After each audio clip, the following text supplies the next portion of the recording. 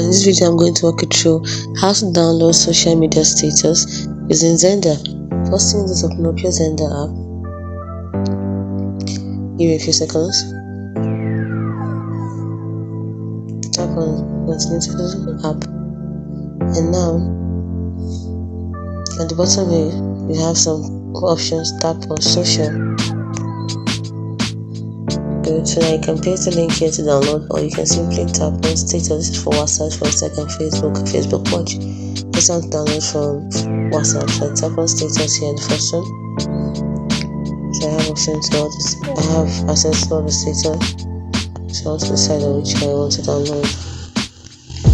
So I'm checking. Let's say I want to download this particular one over here. Tap on this icon, and that's it. It's saved.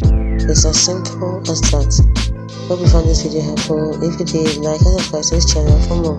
Thanks for watching.